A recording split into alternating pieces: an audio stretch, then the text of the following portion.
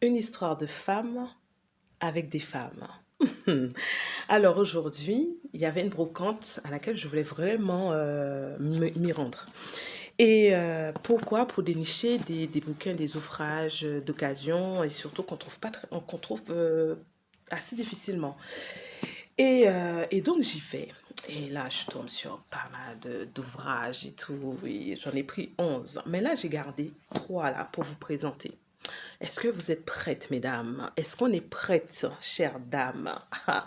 Alors, du coup, je vais vous parler dessus là déjà, hein. Là, c'est Blacklash. Je sais pas qu'est-ce que c'est, mais ça m'a interpellée parce que là, ça parle de la guerre froide contre les femmes.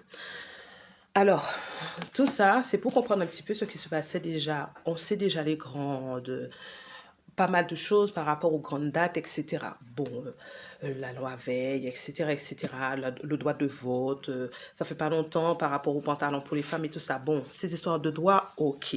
Mais ce qui m'intéresse vraiment, enfin, vraiment, ce qui m'intéresse là, c'est comprendre un petit peu ce qui se passait sur des différents points de vue concernant les femmes, concernant les conditions où la vision de la femme, comment elle se positionnait, comment elle vivait son époque.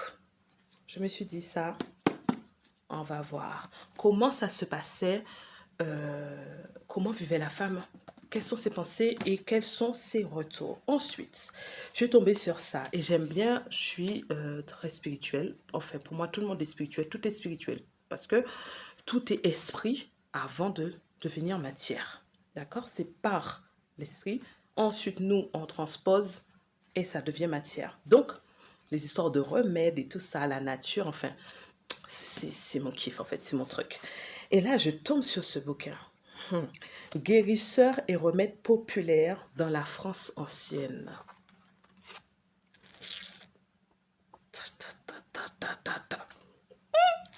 Ça, c'est bon, ça.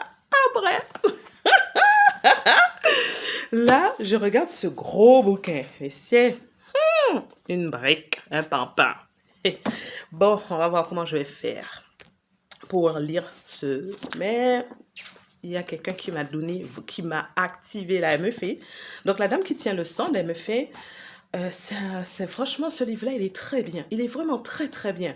Je regarde, je vois le rapport It ou Height. Peut-être que c'est Height parce que c'est le nom de la personne. Sheer Height. Peut-être comme ça se dit.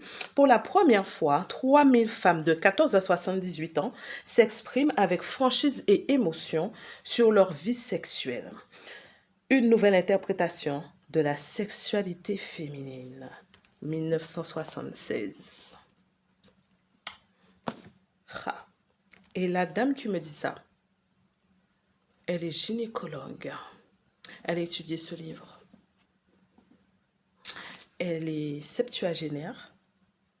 Et là, je lui dis, madame, elle dit, oui, oui, oui, moi, je vous dis ça parce que j'ai été gynécologue et ensuite j'ai repris mes études pour travailler un peu plus sur l'appareil reproducteur féminin.